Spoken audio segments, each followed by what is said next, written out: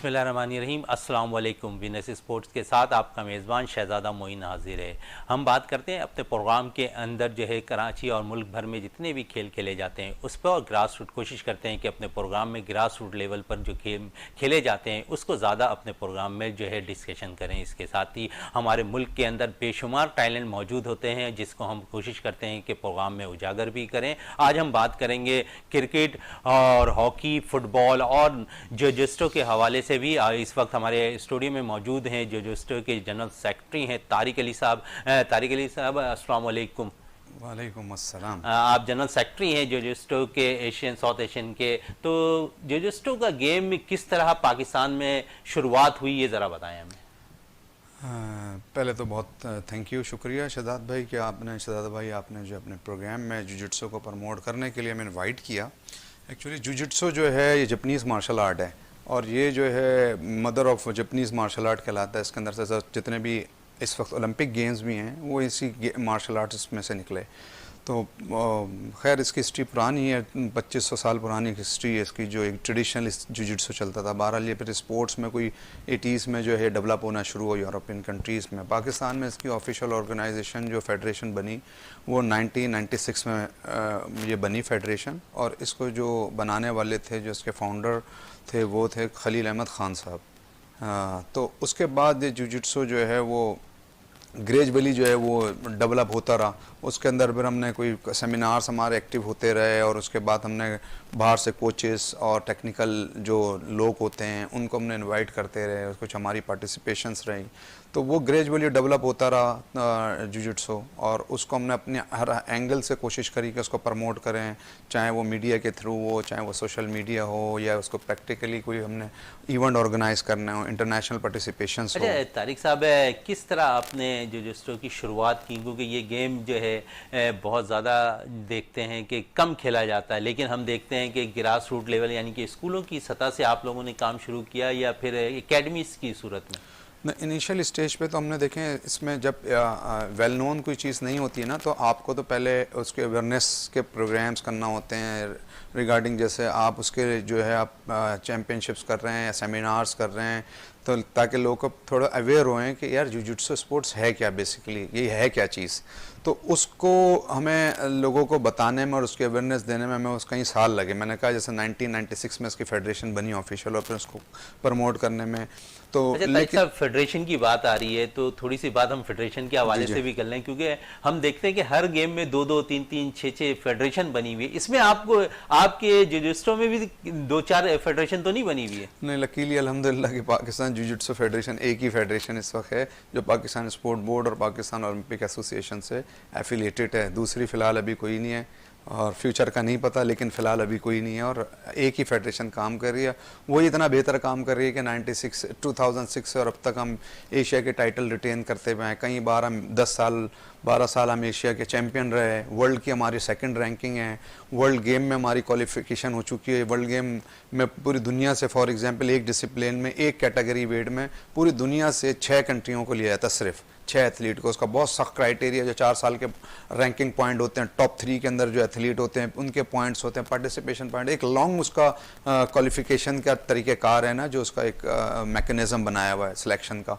तो उसके अंदर जाके अभी अमेरिका में, यूएसए में जुलाई के सेकंड वीक में जो है गेम स्टार्ट हो रहे हैं, वर्ल्ड गेम यूएसए में। तो उसके लिए भी अल्हम्दुलिल्लाह पाकिस्तान में एक तो स्नोकर का एक जो लड़का अभी वर्ल्ड चैंपियन बना है, एहसान रमज़ान, वो लड़का जो है वो क्वालिफाई किया, और एक जुजित्सु के हमारे 2 एथलीट्स हैं, तो वो माशाल्लाह से उसके अंदर पार्टिसिपेट करेंगे, पाकिस्तान को रिप्रेजेंट करेंगे। अच्छा, आप जिस तरह फेडरेशन आप चला रहे हैं तो इसमें जो प्लेयर्स होते हैं उनके जो सबसे ज़्यादा मसाइल आते हैं वो स्पॉन्सरशिप के आते हैं, तो उसको किस तरह आप लोग हल करते दिखाई देते हैं? इसमें बिल्कुल स्पॉन्सरशिप्स के प्रॉब्लम अभी तक हैं, शुरू से लेके अभी तक है, लेकिन अब थोड़ी अवेयरनेस हो गई। एक्चुअली हमारे यहाँ पाकिस्तान में एक माइंडसेट ये बना हुआ है कि स्पॉन्सर जो है वो नीडी पर्सनस को नीड होती है, बट ऐसा कुछ भी नहीं है। अगर आप रोनाल्डो को देख लें, अगर आप सचिन तेंदुलकर देख लें, आप शाहिद आफरी देख लें, माशाल्लाह सारे वेल सेट लोग हैं, बट लेकिन उनको भी स्पॉन्सर की उनके साथ स्पॉन्सर उनके साथ होता है, क्योंकि एक वो मार्केट वैल्यू हो, एक ब्रांड वैल्यू सिस्टम है। जी बिल्कुल ऐसा ही है।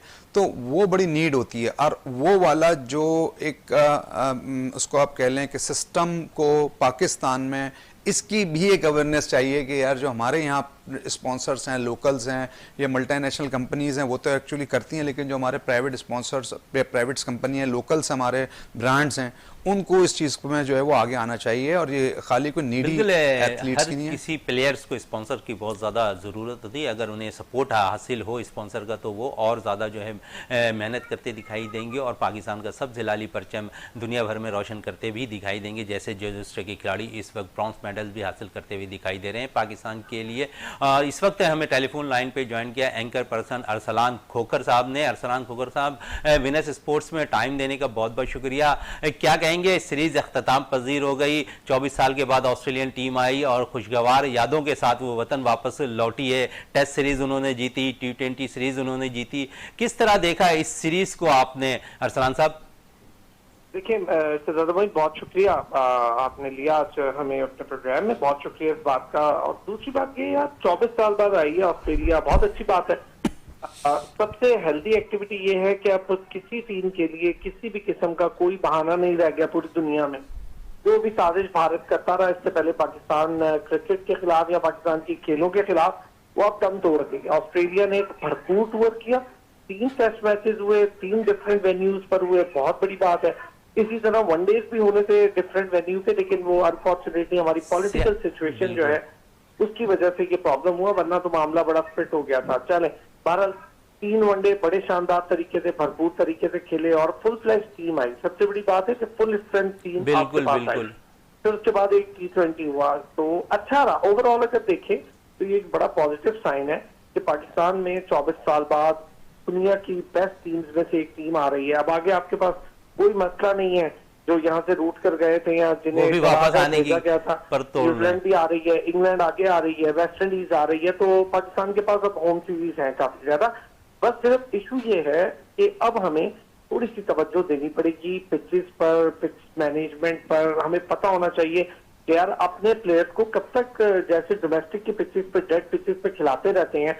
13,500-14,000 रन किए होते हैं डोमेस्टिक में। अभी आप इसी को ले लें, फवाद आलम को 13,795 रन उसके डोमेस्टिक क्रिकेट में है। तो अब आप ऐसे प्लेयर्स को इन पिचेस पे खिलाएं, क्या फायदा होगा? अच्छा, फवाद के हवाले से अरसलान भाई, थोड़ी सी उनके जो स्टाइल है उन पे बड़ी तनकीद होती रही है, खासकर टेस्ट मैचेस में जिस तरह उनको फास्ट बॉलर्स का सामना करना पड़ रहा था, ऑस्ट्रेलिया के नंबर 1 बॉलर्स का। तो समझते हैं कि जिस अंदाज में वो डोमेस्टिक में भी खेलते हैं, स्टाइल वही है उनका, लेकिन हमने देखा कि लूज टीमों के खिलाफ जो है वो अक्सर रन करते दिखाई दिए। जब ऑस्ट्रेलियन टीम आई तो इस पर उनसे रन नहीं हो पाया, थोड़े से स्टाइल पे भी उन पे नुक्ताचीनी होती नजर आई है। तो क्या कहेंगे उनके स्टाइल पर?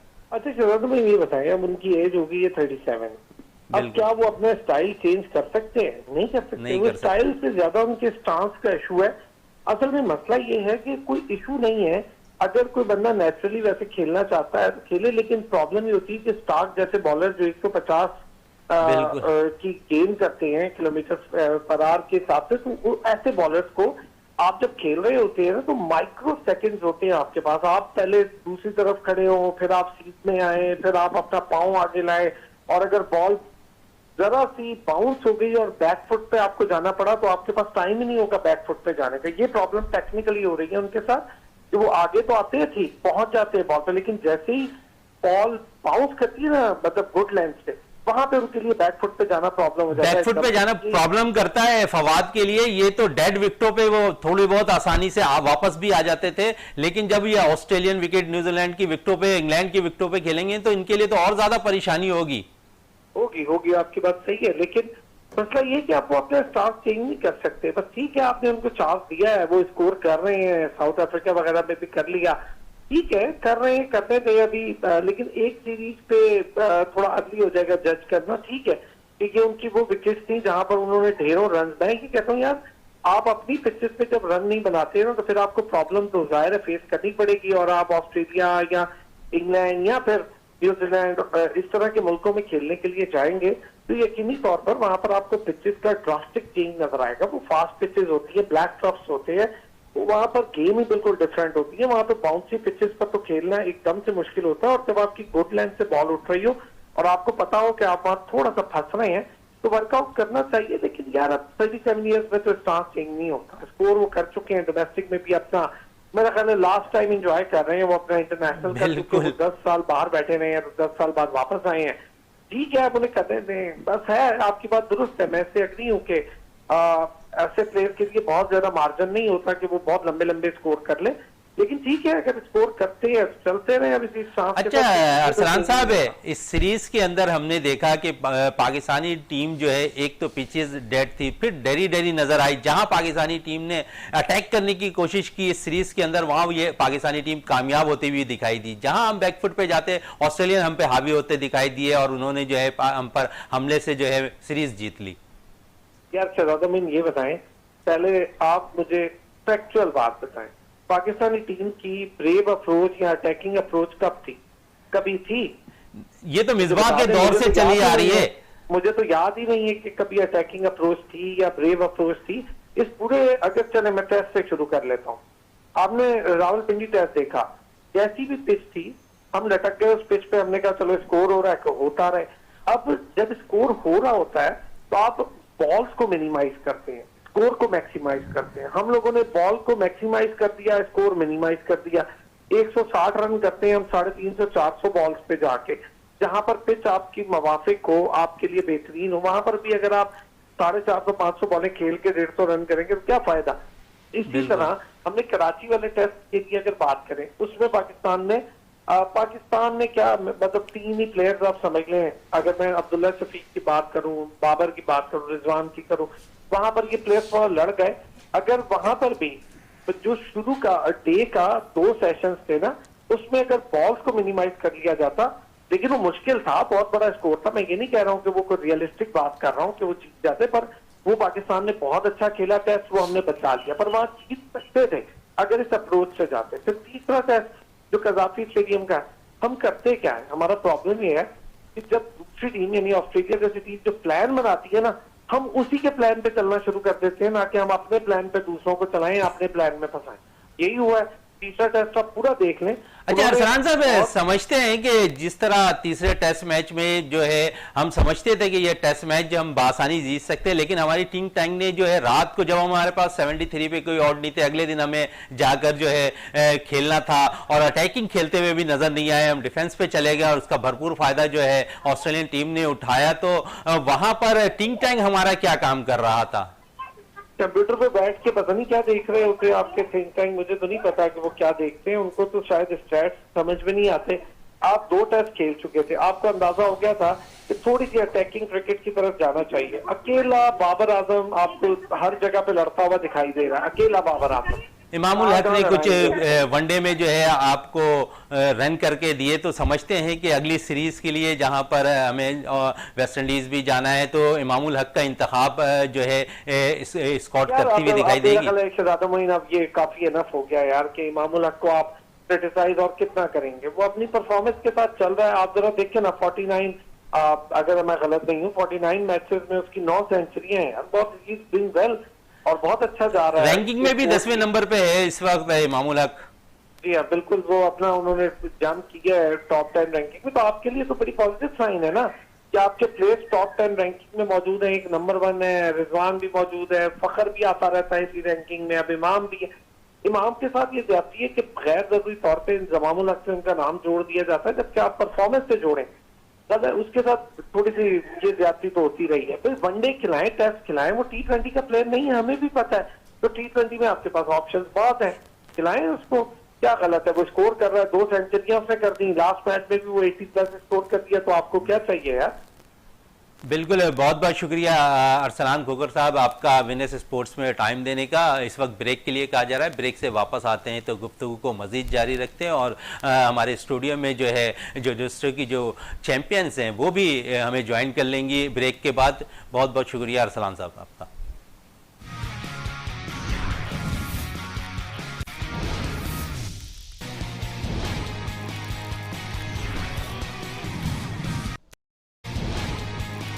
वक्फे से पहले बात हो रही थी पाकिस्तान क्रिकेट टीम के दौरे ऑस्ट्रेलिया, और ऑस्ट्रेलिया ने जो दौरा पाकिस्तान किया इसमें हमने देखा कि ऑस्ट्रेलियन सीरीज़ जो है ऑस्ट्रेलिया के नाम रही, टेस्ट सीरीज़ उन्होंने अपने नाम की और उसके बाद T20 सीरीज़ अपने नाम की, जबकि वनडे पाकिस्तान ने अपने नाम की सीरीज़। तो यकीनन ये बहुत अच्छा दौरा था।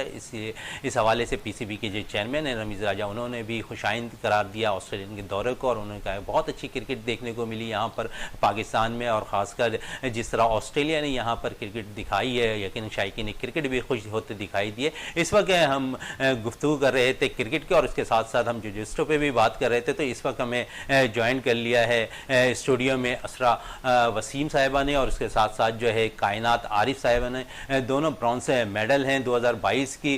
तो सबसे पहले असरा, क्या कहोगी किस तरह मुल्क का सब्ज़ हिलाली परचम आप लोगों ने रोशन किया, कितनी जो है वहाँ पर आपको मुकाबले में जो है दिक्कत पेश आई, ये बताएं पहले सबसे पहले। मुल्क का नाम जब रोशन किया, पाकिस्तान के लिए मेडल लिया, तो ज़ाहिर है उसमें मेहनत भी होती है, तभी जो है वो एक खुशी मिलती है और मेहनत के बाद ही जो है उसका फल मिलता है। और कुछ ज़ाहिर है प्रॉब्लम्स भी हमने फेस की, क्योंकि कोविड के बाद फिज़िकल इवेंट्स मिले थे, तो हम जितनी भी ट्रेनिंग कर सकते थे हमने वो कोप अप करके ट्रेनिंग करी, लेकिन उसके बावजूद कुछ फैसिलिटीज़ वगैरह जो हैं वो गवर्नमेंट की तरफ से जो हैं वो क्योंकि हम अपने प्राइवेट क्लब में ट्रेनिंग करते हैं, तो हमने अपनी ही उस पर ट्रेनिंग वगैरह की, हमारी मास्टर्स की अंडर सुपरविजन में, और हमें अपॉर्चुनिटी मिली तो हमने बिल्कुल इंटरनेशनल इवेंट अरीना में जाकर परफॉर्म किया और पाकिस्तान के लिए हमने ब्रॉन्ज मेडल सिक्योर किए।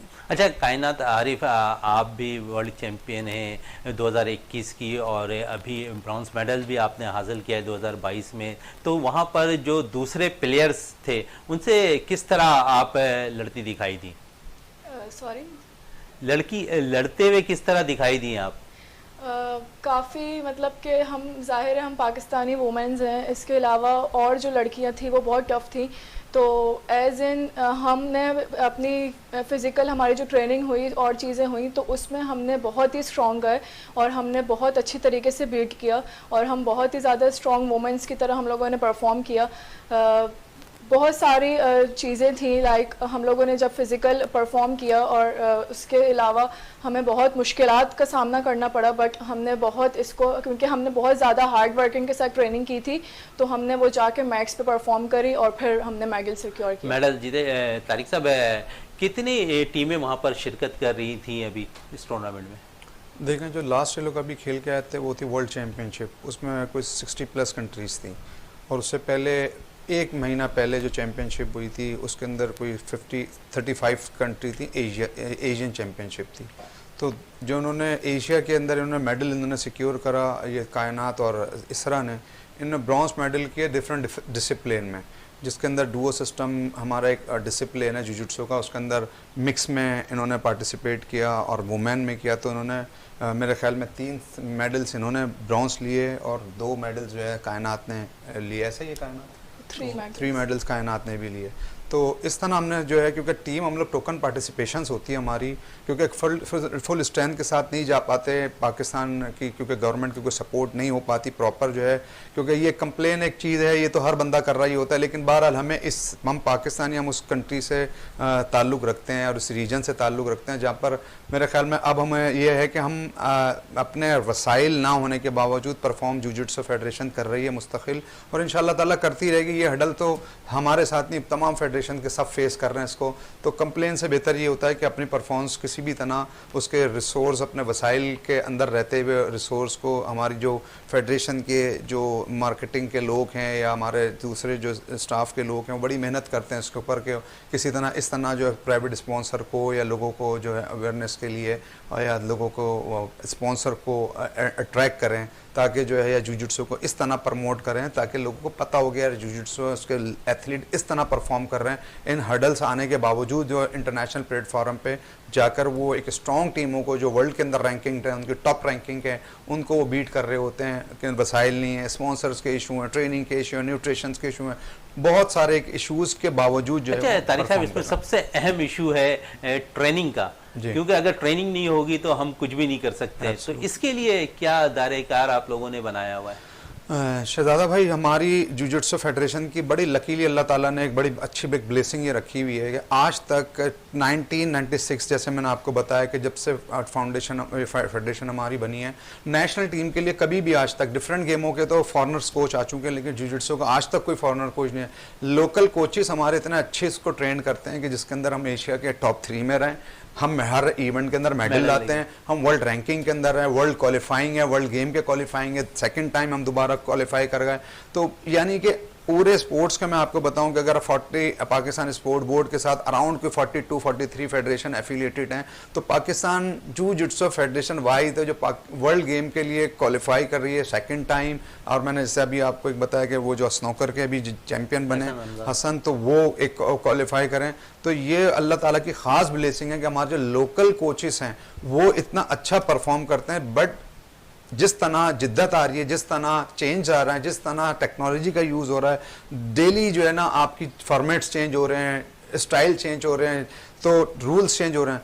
तो now we need to the foreign coach जो है ना जो एडवांस ट्रेनिंग के ऊपर एथलीट्स को लेकर जाए और वो उनको करे, क्योंकि हमारी भी जो लोकल कोचेस की भी एक नॉलेज है, जो डिफरेंट हम लोग उसके अंदर पार्टिसिपेट करने की कोशिश करते हैं, इंटरनेशनल जो कोर्सेज होते हैं, ताकि अपनी जो है स्किल्स को डेवलप करें, एनहेंस करें। लेकिन वो भी एक लिमिटेशन होती है। लेकिन जो लोग वहाँ रहते हैं उनकी जॉब्स ही यही हैं सुबह से शाम तक। तो मेरे ख्याल में हमें नीट है तो हमने sport board, Pakistan sport board के इसके लिए लिख के दिया हुआ है कि क्योंकि अभी हमारा रिसेंटली, क्योंकि काफ़ी पाकिस्तान स्पोर्ट बोर्ड ने काफ़ी स्पोर्ट्स के कैंप्स, नेशनल कैंप्स लग चुके हैं, Asian games, Islamic games, indoor martial arts games, beach games, Asian beach game, world championship, बहुत सारे गेमों के आ रहे हैं ना 2022 में, तो उनके कैंप्स लग गए। तो इंशाल्लाह हमारे भी रिसेंटली लग जाएगा, जिसके अंदर हमने रिक्वेस्ट करी है कि हमें फॉरेन कोच भी जो है वो दिया जाए, ताकि हमारी जो ये परफॉर्मेंस, पहले हम गोल्ड लेते थे, ग्रेजुअली कुछ नीचे आ गई है। तो वो आपको पता है कि दुनिया बहुत कंपटीशन तेज़ है चीज़ों में, तो जो अपने रिसोर्सेज के ऊपर कर सकते हैं वो बेस्ट देने की कोशिश करती है फेडरेशन और बेस्ट चूज़ करती है एथलीट। तो बट अगर जिस तरह की सपोर्ट्स हम चाहते हैं अगर हमें मिल गई तो हम अपने दोबारा रिदम में आकर टॉप पोजीशन पर आना हमें प्रॉब्लम। कितना वक्त देती हो ट्रेनिंग को और पढ़ाई को? ट्रेनिंग पे वैसे जो रेगुलर ट्रेनिंग होती है उस पर हम लोग 4 आवर्स स्पेंड करते हैं, और जब इवेंट हमारा करीब आ रहा होता है, जैसे इवेंट में 2 महीने भी रह जाते हैं या 1.5 महीना भी, तो हम सुबह की ट्रेनिंग भी यूटिलाइज करते हैं, उसके बाद फिर पढ़ाई को मैनेज करती हूँ, फिर दोबारा ट्रेनिंग पे एंड रिपीट अगेन, इस तरह होता है। अच्छा कायनात, आप किस तरह मैनेज करती हैं? मेरा भी यही है, मॉर्निंग पहले मैं जॉब करती हूँ, उसके बाद फिर मॉर्निंग की ट्रेनिंग में ज़्यादातर जो है ना स्किप करती हूँ क्योंकि मैं जॉब कर रही होती हूँ। इसके अलावा फिर मैं शाम की ट्रेनिंग करती हूँ, तो शाम में मैं 5 आवर्स तक लगा देती हूँ, 4 to 5 आवर्स। तो उसके बाद फिर रात में पढ़ाई और फिर साथ साथ घर के काम। अच्छा, कितना टफ होता है दूसरे ममालिक में जाकर अपने मुल्क की नुमाइंदगी करना और फिर जो है सब्ज़ हिलाली परचम को जो है विक्ट्री स्टैंड पर जो है खड़ा करना, और कितनी खुशी होती है जब पाकिस्तानी सब्ज़ हिलाली परचम आप लोग रोशन कर रही होती हैं, तो खुशी होती है? जाहिर है वो खुशी और वो फीलिंग ही और होती है जब आप इंटरनेशनल प्लेटफॉर्म पर जाके पाकिस्तान को रिप्रेजेंट करते हो, क्योंकि ये हमारा जो गेम है ये obviously Japanese form of martial art है और ये ट्रेडिशनल स्पोर्ट्स में भी आता है। तो काफ़ी लोगों को कराटे और जूडो की तो फिर भी नो हाउ है, लेकिन हमारे गेम जिस तरह माशाल्लाह हम मेडल्स डिलीवर कर रहे हैं और वक्त के साथ साथ लोगों को अवेयरनेस हो रही है, तो जब जुजित्सु का पता चलता है तो लोगों के माइंड में एक चीज़ आती है कि नहीं, इसमें भी मार्शल आर्ट्स की बहुत सारे डिफरेंट गेम्स मिलाकर ये गेम मिलता है, तो फिर इसमें मेहनत पूरे पाँव से लेके पूरे हाथ तक की पूरी मेहनत होती है। और इसमें सिंगल गेम नहीं ना, इसमें हमारे पास 3 गेम्स इन्वॉल्व हैं, तो फिर उसमें तीनों चीज़ों में मेहनत करके जब हम अपना डुओ सिस्टम परफॉर्म करते हैं और फिर हमारे एक के बाद एक दूसरा कंपटीशन लाइनअप होता है दूसरे कंट्री के साथ, तो हमें फ़ौरन जो है वो अपना स्टेमिना भी रिटेन करना होता है, उसी टाइम हमें फिर दोबारा परफॉर्म करना होता है। फिर जो है हमारे जब पोडियम पर हम आते हैं तो पाकिस्तान के लिए मेडल लेते हैं और पीछे हमारा झंडा लगा होता है, तो वो बात ही और होती है। अच्छा कायनात, ख़वातीन के लिए बड़ा मुश्किल होता है इस उम्र से गुजरना, तो समझती हो कि यहाँ पर वालिदैन और घर वालों का भी बहुत ज़्यादा सपोर्ट आपको हासिल होता है? बिल्कुल ऐसा ही है, क्योंकि बीइंग अ वुमेन पीछे सपोर्ट होना बहुत ज़रूरी होता है। सबसे पहले घर वालों का, उसके बाद फिर उस्ताद आ जाता है। तो मेरी तरफ से मेरे घर वालों का बहुत सपोर्ट रहा है और मैं चाहती हूँ कि और भी लड़कियों को इस तरह सपोर्ट मिले ताकि वो इस तरह जाएं और अपने मुल्क का नाम सर फ़ख्र से बुलंद करें। इसके अलावा जैसे अब मुझे है तो मुझे सबसे पहले मेरी फैमिली ने बहुत सपोर्ट दिया है, उसके बाद मेरी स्ट्रगल, मेरी मेहनत देखकर मेरे सर तारिक अली, इन्होंने मुझे बहुत बकअप किया हर चीज़ में, हर छोटी छोटी चीज़ में, तो उसकी वजह से मैं आज यहाँ हूँ। अच्छा तारिक साहब, जिस तरह सपोर्ट की ज़रूरत होती, तो जिस तरह आपने भी जिक्र किया स्पॉन्सरशिप की बहुत ज़्यादा ज़रूरत होती है। अगर थोड़ी सी स्पॉन्सरशिप और मज़ीद इन खिलाड़ियों को मिल जाए तो और ज़्यादा मेहनत करते हुए भी दिखाई देंगी। तो समझते हैं कि जो कोई नहीं तो सिंध गवर्नमेंट ही इन पे हाथ रख दे ताकि जो है ये दूसरे ममालिक में जब जाएँ तो पाकिस्तान के सबसे लाली परचम को मज़ीद रोशन करने की कोशिश करें। बिल्कुल सही है। एक्चुअली अगर आप देखें, अगर पाकिस्तान स्पोर्ट बोर्ड नहीं कर रहा, प्रोविंस अगर जो अमेंडमेंट है वो जो जिसके बिहाफ पे तमाम प्रोविंस की गवर्नमेंट जो है वो अपना स्पोर्ट डिपार्टमेंट भी उनके सेपरेट है, तो उनका बजट भी सेपरेट है। अगर वो पर्टिकुलरली अपने फोकस कर लें अपने प्रोविंस के एथलीट्स को जो परफॉर्म कर रहे हैं ओवरऑल पूरे पाकिस्तान में, चाहे वो किसी भी प्रोविंस से हों, तो आई होप सो कि वो बेहतरीन जो है ना वो रिजल्ट हम परफॉर्म कर सकते हैं। तो मैं तो यानी और गेम्स तो आपके सामने, क्योंकि आप तो बेसिकली ख़ुद इन चीज़ों को नोट डाउन करते हैं और आप तो उनके इंटरव्यूज़ लेते हैं, आपको सबका ही पता है कि सारे स्पोर्ट्स का एक ही रोना ही गाना है कि यार ये स्पॉन्सर के इशू हैं, गवर्नमेंट का टैलेंट मौजूद है, सब कुछ है। यानी ये स्टोरीज़ बहुत पुरानी चलती हुई आ रही हैं और हम भी कई सालों से कई प्रोग्राम्स हैं डिफरेंट एंकर के साथ इस तरह की हमने डिस्कशंस करी प्रोग्राम्स में और ये कहा ये बातें हमारी होती रही हैं, बट वो इस वजह से होती हैं और हर बंदा इस वजह से ये बात करता है कि वो ही एक्चुअल नीड है। अगर फाइनेंशियल सिचुएशन सपोर्ट क्राइसिस से निकली हुई हो, फेडरेशन एथलीट उसको किसी किस्म की टेंशन नहीं हो, ऑब्वियसली वो बेस्ट परफॉर्म करेगा क्योंकि वो रिलैक्स होगा, टारगेट ट्रेनिंग करेगा, अपने गोल सेट करेगा और वो उसको अचीव करेगा। अच्छा तारिक साहब, जिस तरह ख़वातीन मेडल्स लेकर आ रही हैं तो जेंट्स में भी आपने मेडल्स वगैरह हासिल किए? जी जी अल्हम्दुलिल्लाह, हम लोग 10-12 साल हम एशिया के चैम्पियन रहे हैं कंटिन्यू, और हमारी वो मैन की टीम्स रही है और उसके अंदर और अब जो पाकिस्तान जुजित्सु फेडरेशन में सबसे ब्यूटी ये है कि हमारे यहाँ कोई भी एक एथलीट नहीं है। जैसे अगर आप किसी भी एक पूरा एक टेन्योर चल रहा होता है किसी चीज़ का, जैसे क्रिकेट टीम के अंदर एक टाइम चल रहा होता है, शाहिद आफरीदी फेम है तो उन्हीं का नाम चल रहा है, हॉकी में सुहेल अब्बास है तो एक ही वो मैच जितवा रहे हैं। अगर आप क्रिकेट की बात करें, डिफरेंट और ऑर्गेनाइजेशन की बात कर रहे हैं, मार्शल आर्ट की कोई फेडरेशन ले लें, जूडो की ले लें, जुजित्सु की, सॉरी कराटे की या रेसलिंग या बॉक्सिंग, तो एक नाम कोई आपको मिल रहा होता है जो 5 साल 6 साल 10 साल उसी का नाम चल रहा तो मेडल। लेकिन पाकिस्तान जुजित्सु फेडरेशन के अंदर हर 2 से 4 साल के बाद एक नया एथलीट आता है, वो पाकिस्तान में टॉप होता है और टॉप में आता है, टॉप लिस्ट में आता है, उसके बाद वो इंटरनेशनल पे जाता है और मेडल लेके आता है। तो हमारे पास कई मेडलिस्ट हैं इंटरनेशनल प्लेटफॉर्म के पे, और सबसे अच्छी चीज़ हमारी जुजित्सु फेडरेशन की ये है कि हम लोग वुमेन में, मिक्स में, मैन में, जूनियर में, कैडेट्स में, वर्ल्ड यूनिवर्सिटीज़ में, तमाम में हम इंटरनेशनल मेडलिस्ट हैं। तो अब तक के कितने प्लेयर्स जो हैं आपके पास ट्रेनिंग करने आ रहे होते हैं?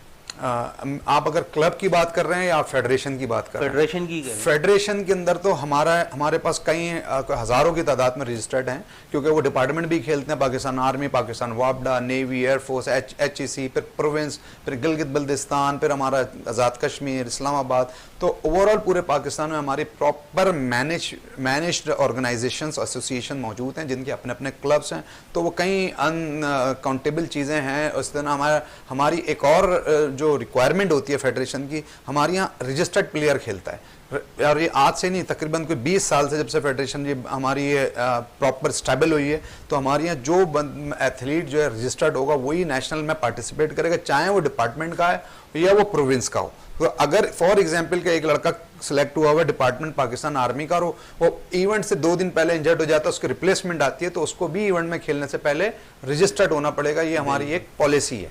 अच्छा, पॉलिसी है। आप लोगों को जो है पॉलिसी के तहत ही जो है सारे काम करने पड़ते हैं, तो किस तरह आप लोग मैनेज करती हैं इसको? बिल्कुल, एक डिसिप्लिन सबसे बड़ी चीज़ होती है मार्शल आर्ट्स में, तो उसको फॉलो करते हैं और रूल्स हैं, ये रूल्स रेगुलेशंस हैं, तो उसकी ओबीडियंस ही करते हैं। फिर उसके बाद जो है अगर जैसे इंजरी वगैरह कुछ हो जाए तो रिप्लेसमेंट जैसे सर बता रहे होती है, तो उसमें भी ऐसा ही होता है कि प्रॉपर जो है वो बायोडेटा और प्रॉपर रजिस्ट्रेशन एथलीट्स की हो तो फिर ही वो आगे खेलने जाते हैं। तो इसमें ऐसा नहीं होता कि हम अपसेट हो जाएं, हमने मेहनत की और हम गए नहीं, तो ये ऑल फेयर और क्योंकि फेवरिज्म नहीं होता। अच्छा कायनात, और मज़ीद क्या मेहनत कर रही हैं आप लोग? जो अगला टूर है आपका, उसके लिए क्या तैयारियां हैं आप लोगों की? हमारी तैयारी कभी रुकती नहीं है, हम लोग रेगुलर तैयारी करते हैं, चाहे हम रोज़े में हो, चाहे हम कोविड में हो, हम ट्रेनिंग अपनी छोड़ते नहीं हैं। हमारा टारगेट सेट होता है गोल्ड का, हम सिर्फ सोचते हैं गोल्ड, उसके बाद सर हमें इवेंट बता देते हैं तो हम उस पर ट्रेनिंग करते रहते हैं। अच्छा, ट्रेनिंग करते रहते, कितना वक्त दरकार होता है तारिक साहब इन लोगों को जो है ट्रेनिंग करवाने के लिए? देखिए डिपेंड करता है इवेंट के एक लेवल के ऊपर ना, और फिर टाइम ड्यूरेशन होती है कि कितना टाइम है, कि फिर हमने हमारे उसके अंदर जो हमारे कोचेस, हमारा जो सेक्शन है हमारा, जो वो फिर इसको डिसाइड कर रहा होता है, देख रहा होता है कि यार किन एथलीट, अगर आप फॉर एग्जांपल 2 महीने रह गए तो इनको कौन सी ट्रेनिंग करानी है, इनको फिजिकल स्ट्रेंथ की, इंडोरेंस, कौन सी ट्रेनिंग पे फोकस रखना है, किस एथलीट का कौन सा रखना है, मैट ट्रेनिंग कब करानी है। तो अराउंड आपको कम से कम भी जो है एक इंटरनेशनल इवेंट के लिए 6 आवर से 5 to 6 आवर की डेली ट्रेनिंग की रिक्वायर्ड है, जिस पे आप जाके एक परफॉर्म कर सकते हैं एक इंटरनेशनल अरीना में। जीतना हारना भी अलग मैटर है। अच्छा, जीतना हारना अलग मैटर है। तो आप लोग को जिस तरह कायनात ने कहा कि वालिदैन की सपोर्ट होती है, आपको कितनी सपोर्ट हासिल है?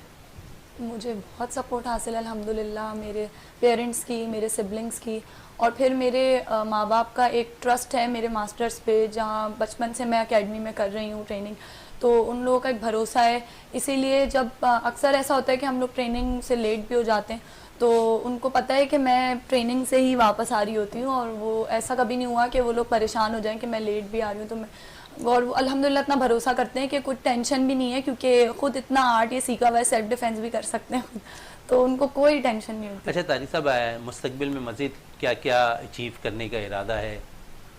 आगे इंशाल्लाह मैंने जैसे भी आपको बताया था, बहुत बड़े गेम्स आ रहे हैं, क्योंकि कोविड के बाद सारे पोस्टपोन हो गए थे, तो कोई तकरीबन 2 इयर्स जो है वो पिछले जो 20 और 21 के जो ये इवेंट जो है वो पोस्टपोन हुए हैं। अगस्त के बाद आपके कुछ एक्टिविटीज़ शुरू हुई थी, लेकिन जो बड़े गेम थे उनकी प्रिपरेशन के लिए तकरीबन साल 2-2 साल चाहिए होते हैं, तो वो सारे पोस्टपोन हो गए। जैसे Asian beach game, Asian game, indoor martial art game में आगे चलते गए। तो 2022 के अंदर हमारे पास जो पाकिस्तान जिजित्सु जिसमें पार्टिसिपेशन उसकी है, उसके अंदर इंडोर एशियन बीच गेम है, एशियन गेम्स हैं और वर्ल्ड गेम्स हैं। इसी तरह कुछ हमारी रैंकिंग इवेंट्स आते हैं, थाईलैंड ओपन्स आ रही हैं, world championship, Asian championship, France and German opens आ रही हैं, यानी ये हमारे रैंकिंग पॉइंट होते हैं जिसके भी आपके ऊपर हम। अच्छा, कितने खिलाड़ी अब तक तैयार कर लिए आपने चैंपियनशिप के लिए? इन चैंपियनशिप के लिए अभी जैसे मैंने बताया कि कैंप्स लग रहे हैं, सही है, पाकिस्तान स्पोर्ट बोर्ड कैंप्स लगा रहा है, क्योंकि वो स्पेशली जो बड़े गेम्स आते हैं एशियन गेम्स वगैरह, इसके लिए वो कैंप्स अनाउंस करता है। तो ऑलमोस्ट तकरीबन गेमों के लग चुके हैं और कुछ के इन प्रोसेस हैं, वो मेरे ख्याल में कमिंग वीक में या आफ्टर ये बिफोर ईद वो अनाउंसमेंट कुछ हो जाएगी। तो उसके बाद फिर हमने जो हमारे जो टॉप तमाम कैटेगरीज में जिसके अंदर हमने पार्टिसिपेट करना है, उसकी लिस्टिंग हमारे पास होती है कि यार पाकिस्तान के टॉप 1, 2, 3 कौन है। तो हम एक वेट कैटेगरी के अंदर 3 से 4 लोगों को वहाँ पर उसके अंदर कैंप में बुलाते हैं। ग्रेजुअली हमारा ये नहीं होता कि हमने एक दिन ट्रायल ले लिया, हमारा एक प्रोसेस होता है कि यार हमने उस कैंप ड्यूरेशन में देख रहे होते हैं, फाइटें कर रहे होते हैं, उसकी फिटनेस देख रहे होते हैं, सही है, उसको ये चेक कर रहे होते हैं कि यार उसकी कितनी ज़्यादा अपने टारगेट को अचीव करने की लगन है। वो सारी चीज़ें देख के कोचेस जो है वो रैंकिंग और उसके पॉइंट्स कर रहे होते हैं कि यार ये, तो वो जो एक होता है ना, हमारा क्राइटेरिया बड़ा डिफरेंट है सिलेक्शन का। शायद इसी वजह से अल्लाह ताला की ब्लेसिंग है कि हम लोग अचीवमेंट्स ले लेते हैं, अचीवमेंट हासिल है, जिसके बाइस जो है वर्ल्ड चैंपियन भी बनते दिखाई देते हैं। इस वक्त हमें टेलीफोन लाइन पे ज्वाइन कर लिया है सरफराज अकबर साहब ने, फैशन डिज़ाइनर है और इसके अलावा स्पोर्ट्स लवर भी है, और इस वक्त नया नाज़माबाद पे जो है Ramzan colour cricket tournament start हुआ है, जहाँ पर कल इनकी जानिब से स्पॉन्सरशिप भी दी गई है। तो सरफराज अकबर साहब क्या कहेंगे, कल के जो है इवेंट स्टार्ट हुआ और कल शाहिद आफरीदी ने एक बयान दिया था, बड़ा ज़बरदस्त सियासी बयान उन्होंने दिया कि जो भी हुकूमत आए उसे फौरी तौर पे 5 साल पूरे मुकम्मल करने दिए जाएं। तो क्या समझते हैं कि शाहिद आफरीदी भी सियासत में घुल मिलते हुए दिखाई दे रहे हैं? बिल्कुल ऐसे ही है भाजन, कोई लेकिन शाहिद का ज्यादा जो है वो खुद वो पर्सनली बहुत सपोर्ट करता रहता है अपने मुल्क को हर तरीके से। तो मेरा ख्याल है कि सियासत में रहें या बाहर रहें, बस मुल्क को सपोर्ट वक्त देना चाहिए हुकूमत को अपने 5 साल पूरे करने में, ताकि वो जो भी हो अपनी पूरी चीजें करे और उसके बाद फिर हम उसको जज करें कि हाँ भाई उसने क्या किया इन 5 साल में। अच्छा, कल सरफराज अकबर साहब, कल से टूर्नामेंट स्टार्ट हुआ है नया नाजाबाद में, क्या कहेंगे टूर्नामेंट के हवाले से? बड़ा ज़बरदस्त रमज़ान में टूर्नामेंट चलता है नया नाजाबाद में, आप उसके स्पॉन्सरशिप में भी किरदार अदा करते दिखाई देते हैं, तो समझते हैं कि रमज़ान में जो है कराची में सबसे ज़्यादा मुल्क भर में से क्रिकेट खेली जाती है, जहाँ पर जो है डोमेस्टिक के क्रिकेटर्स भी हिस्सा लेते हैं, इसके साथ इंटरनेशनल क्रिकेटर्स भी हिस्सा लेते हैं टूर्नामेंट के अंदर, तो समझते हैं कि अच्छा साइन है ये?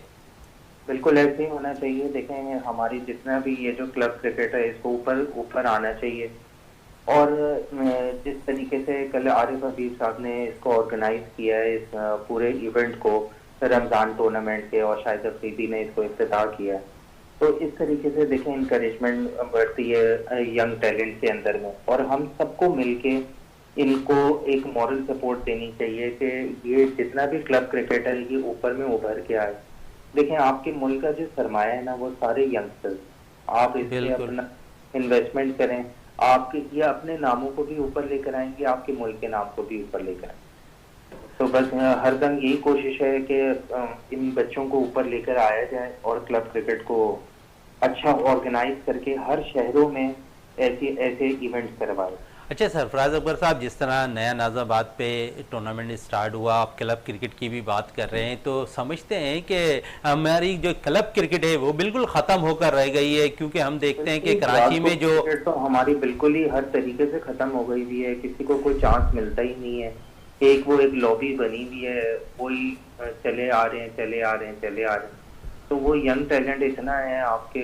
और मेरा अपना ये ख्याल है कि जितना पाकिस्तान के अंदर में क्रिकेट को खेला जाता है हर शहरों में, और इतना क्रिकेट तो किसी दुनिया में नहीं खेली बिल्कुल बिल्कुल इन्हीं में से वो टैलेंट निकालें, इन्हीं में से वो टैलेंट को ऊपर लेकर आए। बिल्कुल, देखिए सरफराज अकबर साहब, टैलेंट हमारे मुल्क में बहुत ज्यादा मौजूद है। जिस तरह हम देखते हैं इंटीरियल सिंध से शाहनवाज धानी निकल कर आए, जाहिद महमूद निकल कर आए, तो समझते हैं कि, और बलूचिस्तान से एक यंग प्लेयर जो अभी निकल कर आया हसीबुल्लाह, उसने बड़ी अच्छी परफॉर्मेंस दी है डोमेस्टिक में, और उसने अंडर 19 में भी उम्दा परफॉर्मेंस दी है। कासिम अकरम हमारे लिए निकल कर आए, तो समझते हैं टैलेंट तो हमारे पास बहुत है। टैलेंट बहुत है भाई, सिर्फ उसके ऊपर मैं सिर्फ थोड़ा सा ये है कि उन बच्चों को थोड़ी सी मॉरल सपोर्ट चाहिए। इस तरीके के इवेंट्स अगर होते रहे, इन्हीं में से आप सिलेक्शन निकालें, इंशाल्लाह ताला आपकी देखिएगा 92 वाली टीम बन जाए। अच्छा सरफराज अकबर साहब, एक वक्त था कि कराची से 7 से 8 प्लेयर्स जो है कराची की कौमी टीम में क्रिकेट के हुआ करते थे, लेकिन अब देखा जा रहा है ऐसी चीज होती दिखाई नहीं दे रही, चाहे वो क्रिकेट हो चाहे वो हॉकी हो। हॉकी तो हमारी अब बहुत ज्यादा दूर हो गई, अब तो कराची का कोई प्लेयर भी हॉकी की टीम में शामिल नहीं होता। क्रिकेट में 1-2 प्लेयर जरूर शामिल होते, तो समझते हैं कि कराची की जो स्पोर्ट्स है वो खत्म होती हुई दिखाई दे रही क्रिकेट हॉकी में। बिल्कुल ऐसे ही है भाजन, उसके अंदर में सबसे ज्यादा मेन इंपॉर्टेंट किरदार वो ये है कि देखें क्लब क्रिकेट ही हमारी खत्म होती जा रही है। अब आप ये देखें ना, पहले कितने आपके टूर्नामेंट होते रहते थे, अब वो सारी चीजें, एक तो ये कोरोना की भी वजह से काफी चीजें ऑफसेट हो चुकी हुई हैं अब, लेकिन अब आहिस्ता आहिस्ता अब ये चीजों को ऊपर लेकर आया जा रहा है। मैं तो खुद पर्सनली इस क्रिकेट के अंदर में मैंने अभी बिल्कुल कुछ लोगों से मैं अभी बात कर रहा हूँ कि हमें इस तरीके के छोटे छोटे टूर्नामेंट कराने चाहिए, इसकी वजह से ना ये लोग ऊपर आए। अच्छा सरफराज अकबर साहब, जिस तरह आप क्रिकेट के लवर्स भी हैं और क्रिकेट को ऊपर लाने की कोशिश भी कर रहे हैं, और भी दीगर लोग क्रिकेट को ऊपर लाने की कोशिश कर रहे हैं, समझते हैं जो क्रिकेट हमारी खत्म हुई है, हॉकी खत्म हुई है, वो ग्रास रूट लेवल से हम इस पर काम नहीं कर रहे, और साथ साथ जहां से हमें जो प्लेयर्स बनाने चाहिए, खासकर पहले देखा जाता था कि इंटर स्कूल हुआ करते थे, इंटर कॉलेज टूर्नामेंट हुआ करते थे, वो बिल्कुल खत्म होकर रह गई है। बिल्कुल ऐसे ही है। बिल्कुल पहले स्कूल कॉलेजेस में होते थे, हबीब पब्लिक के सारे हॉकी प्लेयर्स वगैरह निकलते थे, वो वहाँ से नेशनल कॉलेज से आपके सारे क्रिकेटर्स वगैरह निकलते थे। अब वो सारी चीजें, वो ये सारी तो मुहिम अब खत्म ही हो गई हुई। तो वो अब इंशाल्लाह ताला देखें इन फ्यूचर में, अभी इसके साथ सारे ये जो है शाहिद अफरीदी के साथ मिलके, या जितने भी जो हमारे दोस्त अहबाब हैं उनके साथ मिलकर मेहनत करके। बिल्कुल है, बहुत बहुत शुक्रिया सरफराज अकबर साहब आपका विनस स्पोर्ट्स में टाइम देने का। सरफराज अकबर साहब कह रहे थे कि जहां क्रिकेट ख़त्म हो रही है, हॉकी ख़त्म हो रही है, तो कोशिश होगी कि हमारे इन खेलों को दोबारा उठाया जाए, इंटर स्कूल, इंटर कॉलेज और इंटर यूनिवर्सिटी टूर्नामेंट मुनक्किद किए जाए। प्रोग्राम में टाइम कम है। कायनात आरिफ साहिबा आपका बहुत बहुत शुक्रिया, इसरा वसीम साहिबा आपका बहुत शुक्रिया, तारिक अली साहब आपका बहुत बहुत शुक्रिया। प्रोग्राम का अख्ताम आराम करते हैं इस दुआ के साथ कि पाकिस्तान में खेल और खिलाड़ी तरक्की करते रहें और पाकिस्तान का सबसे लाली परचम दुनिया भर में रोशन रहे। इसी के साथ अपने मेज़बान शहजादा मोइन को इजाज़त दें। पाकिस्तान जिंदाबाद।